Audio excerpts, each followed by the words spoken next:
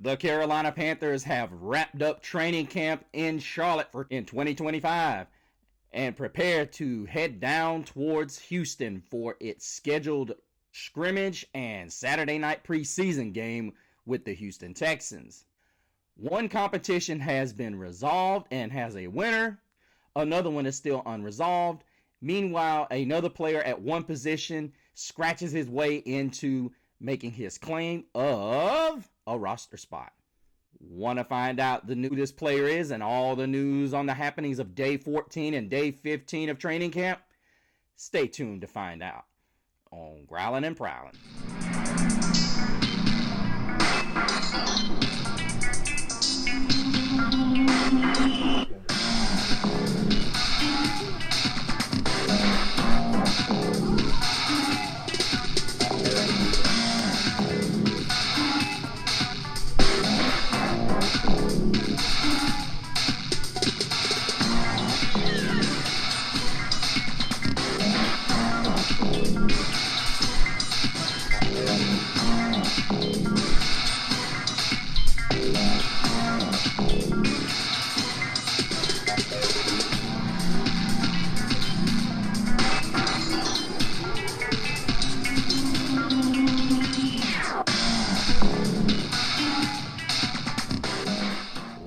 Welcome back, Growlers.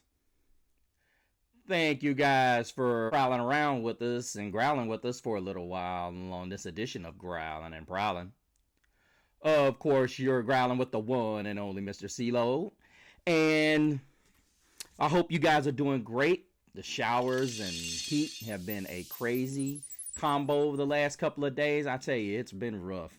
We had those couple of about 2 weeks of cool 70 and 80 highs, and all of a sudden, here come the 90s. God damn! And I'm not talking about the 1990s either. Although that was a good decade for movies and music. But let us get into the specifics, as yesterday and the day before were the final 2 days that the Carolina Panthers would be in training camp in Charlotte, as Wednesday they traveled and Thursday they will scrimmage, and they will have a mild walkthrough on Friday leading up to the big preseason showdown in Houston. I will also have a show looking into the things that we hope we can look for in this matchup with CJ Stroud and the Houston Texans. We're hoping it's CJ Stroud. But let us get into certain things that have gone down. Now, many of you have heard that Dave Canales announced a decision on whom will be our starting center for 2025 going forward. And if you guys are like me, you love to have continuity and you love to see continuity. And that was the premise for Dave Canales ultimately deciding that it was going to be the vet, Austin Corbett. Now, if many of you watched the show, you guys saw that I was a big fan of Austin Corbett because of his ability to lead and keep the team at an even keel, and his camaraderie and continuity with Bryce Young. Now, I know a lot of you are going to say, well, what about Cade Mays? Saying he had the same thing. Well, Austin Corbett brings a deeper dynamic when it comes to veteran leadership, his ability to lead, point out protections, and et cetera, and be that quarterback on the field outside of Bryce. Now, most people don't realize that when you look at a guy like Jeff Saturday, who played with Peyton Manning. As intelligent as Peyton was, Jeff Saturday was still one of the best centers to play this game, but that was because he was so into understanding protections and understanding what Peyton was seeing. Nonetheless, I think this is a guy who has been exceptionally good over the years since he's been a Carolina Panther, despite the fact he's had some rough go with injuries. And, of course, this move was made when we had Bozeman, and Bozeman was hurt, and of course, when the decision was made to release Bozeman, of course, Corbett was the guy who was going to be the next step up here, and he's done a phenomenal job when he's played.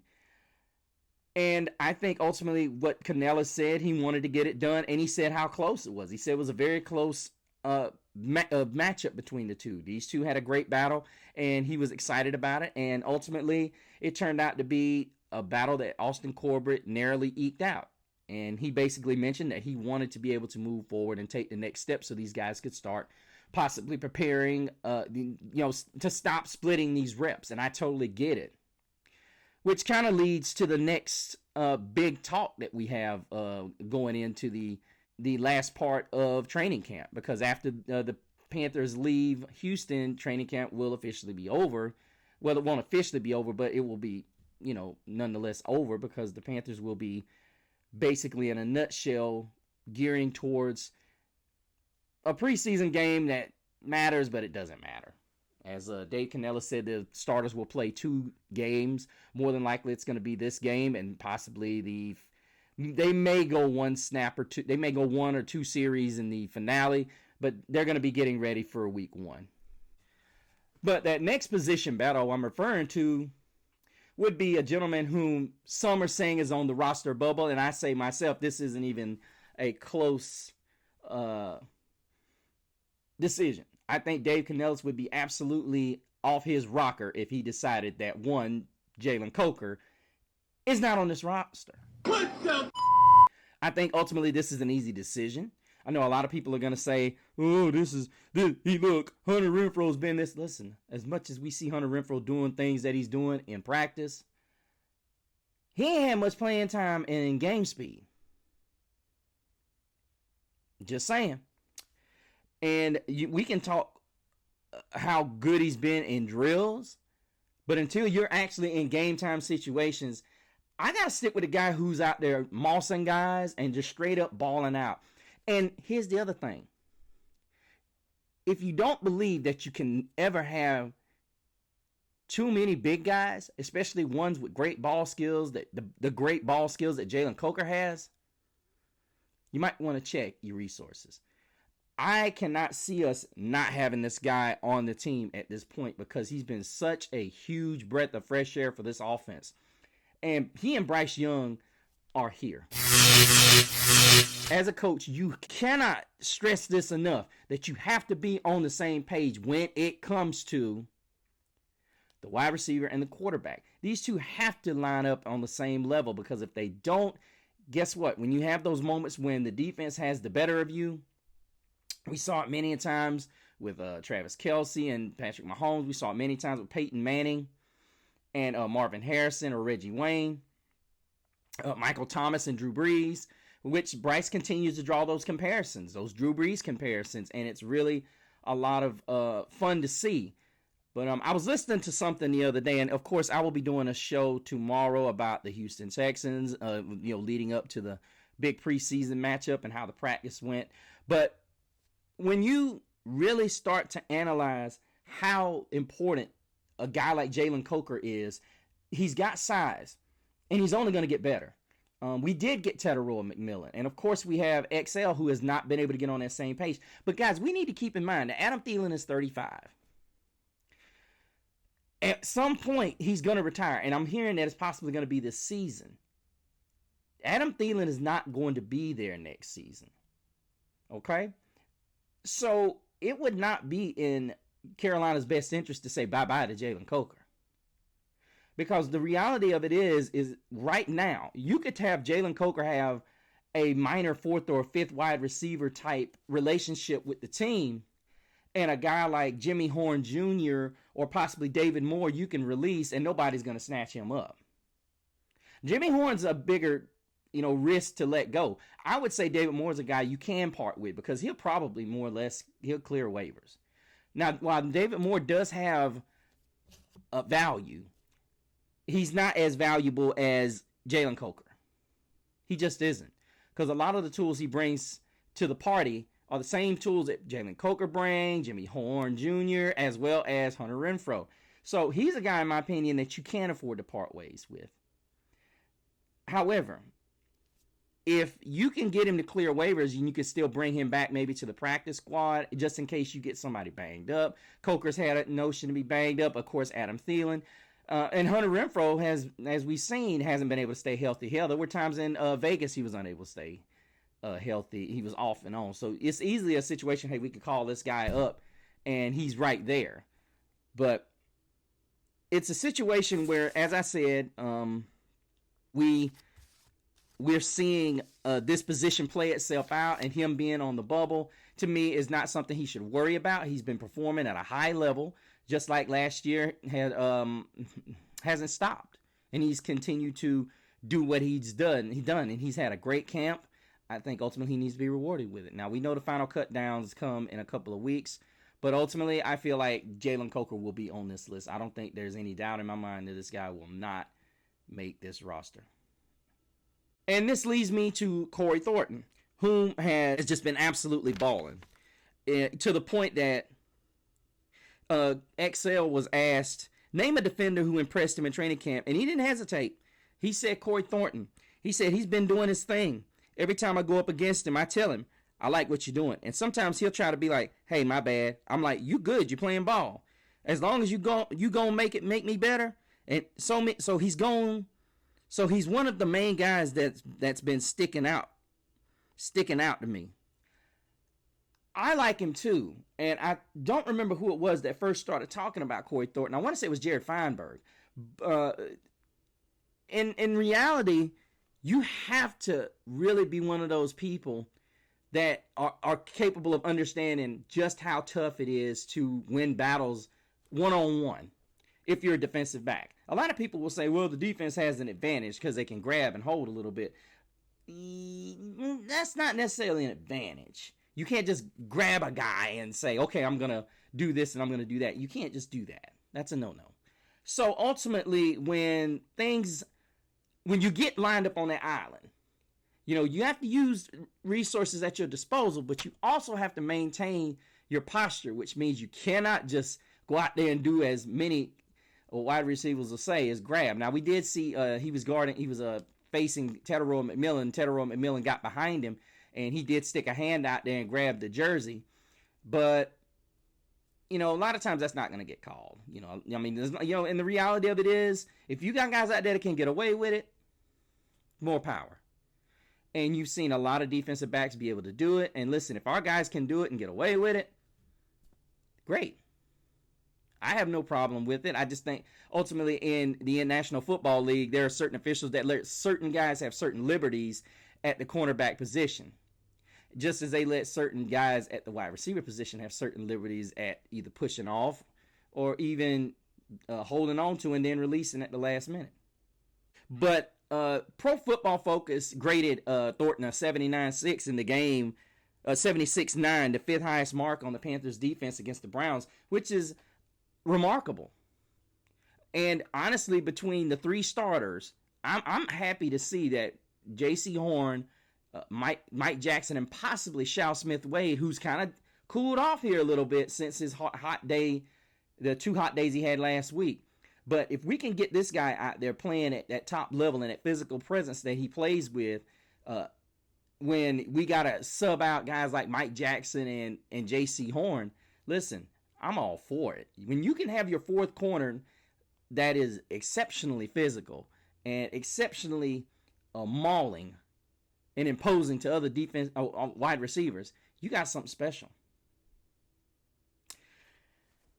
Last thing I want to talk about at the practice yesterday, they're talking about of course, J.C. Horn was at practice and he was catching balls with one hand. They were talking about the competition at safety. Now, that was another competition I was talking about, but as of right now, Coach Evero has not named a starter. As most of you guys know, we still have Nick Scott leading the way, and then, of course, you got Damani Richardson, the guy who started a couple of games last season and looked pretty darn impressive, and he's looked pretty good this offseason. But then you've got the hard-hitting rookie in Lathan Ransom. And a lot of people, including myself, have brought up names such as Mike Mitchell and Mike Minter that that put us in mind of. And I'm going to be honest with you, this is a guy that is not afraid to stick his nose in there, and I like what I see.